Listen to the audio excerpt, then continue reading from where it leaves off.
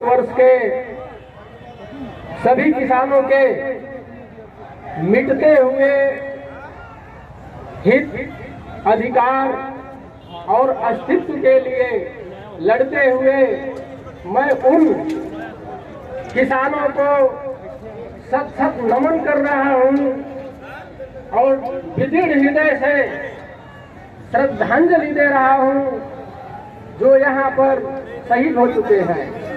और दिल्ली के इर्द गिर्द तमाम बाड़ों पर ऐसे किसान जो इस हाड़ कपाती सर्दी के मौसम में हिमालय पहाड़ की तरह इस बर्बर सरकार के सामने हौसला दिलेरी और संकल्प के साथ हिमालय पहाड़ की तरह डटे हुए हैं, ऐसे किसानों को भी मेरा सत सत नमन। मित्रों, ये जो 3 विवादित बिल है उस पर हम जनता राज आंदोलन की ओर से एक मसौदा है, उस मसौदा को मैं आपसे शेयर कर रहा हूं। यह है न्यूनतम फसल मूल्य निर्धारित किया जाए जिसके नीचे कोई नहीं खरीद सकता।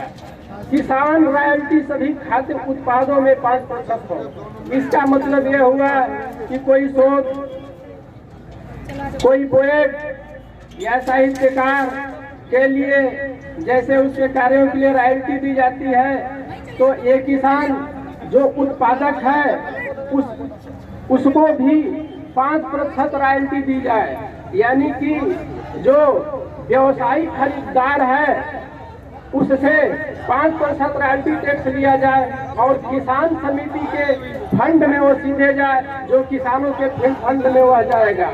कृषक जिन कृषि उपकरणों, बीज, खाद, कीटनाशकों आदि का प्रयोग करते हैं उन पर भी 5% लाभांश किसान कल्याण फंड में दिया जाए।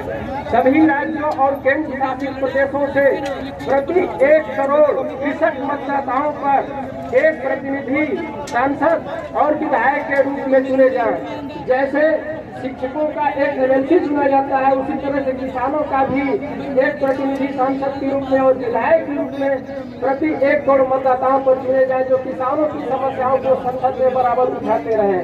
आज ऐसी व्यवस्था न होने से ही किसानों की दुर्गति होती रही है। कृषक समितियों को, उद्योगपतियों को जिस ब्याज दर से सरकारी बैंक से ऋण दिया जाता है उसी दर पर ऋण दिया जाए, जिससे किसान भी कृषि उद्योग लगा सके, कृषि शोध संस्थान खोल सके, भंडारण गृह बना सके। किसी भी प्रकार के फसल या भूमि अनुबंध में भारत कृषक समिति को वीटो अधिकार दिया जाए। किसी भी प्रकार के फसल भूमि अनुबंध में भारत कृषि समिति को वीटो अधिकार दिया जाए। कृषकों के साथ अनुबंध करने में सिर्फ कृषि समिति द्वारा तैयार एवं पारित मसौदा ही मान्य हो। संसद या विधानसभा द्वारा कोई भी पारित बिल जनता द्वारा भी पारित होने पर कानून बने, जनता से मोबाइल द्वारा मत प्राप्त किए जाए। लेकिन मित्रों, यह तो सरकार एमएसपी पर ही कानून बनाने से हीरा हवाली कर रही है, यानी कि किसानों को आतंकवादी, खालिस्तानी और पाकिस्तानी बनाने पर तुली हुई है। अगर ये मान लिया जाए कि जो 26 जनवरी को एक किसानों का प्रदर्शन होने वाला है, अगर इस प्रदर्शन के बाद भी अगर सरकार नहीं झुकी, अगर नहीं मानी, तो हम क्या करेंगे? हमारे पास विकल्प क्या बचता है? हमारे पास विकल्प यह है कि इस लड़ाई को आर पार लड़ना होगा, इस संविधान को बदलना होगा, इस संविधान को बदलना होगा। एक ऐसी व्यवस्था लानी होगी जिसमें जनता शासक होगी और जनता शासन करेगी, जनता कानून बनाएगी। साथियों, ये राजनेता जानते हैं कि यह व्यवस्था शाश्वत रहेगी।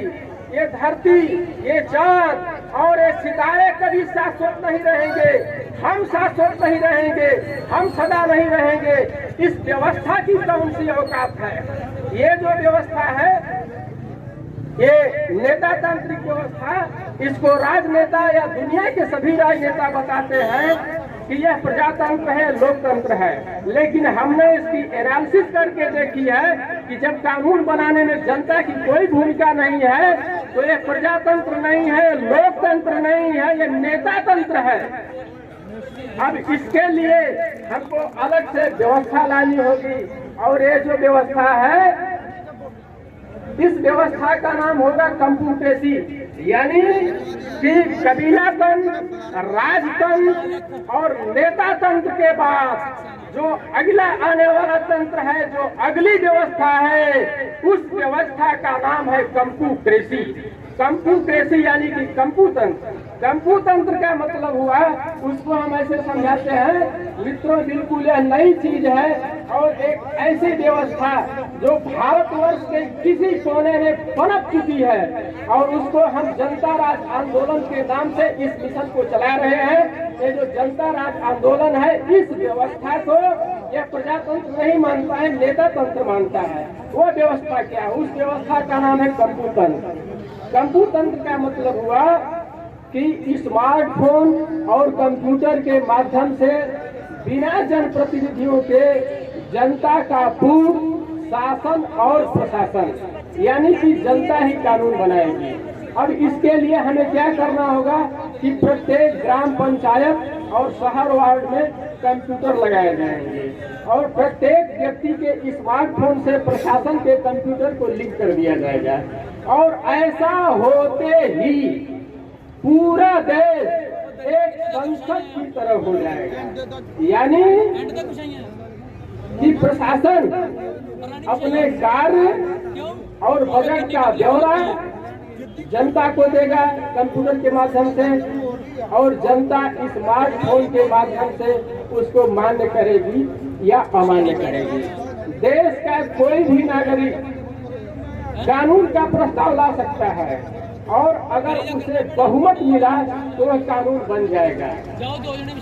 प्रशासन के प्रत्येक स्तर का अधिकारी, कर्मचारी या न्यायाधीश ही क्यों न हो, वह जनता के अधीन होगा, यानी कि उसकी जिम्मेवारी, उसका उत्तरदायित्व, उसकी रिस्पॉन्सिबिलिटी वो जनता के प्रति होगा, नेताओं के प्रति नहीं होगा, क्योंकि इस व्यवस्था में नेता रहेंगे ही नहीं।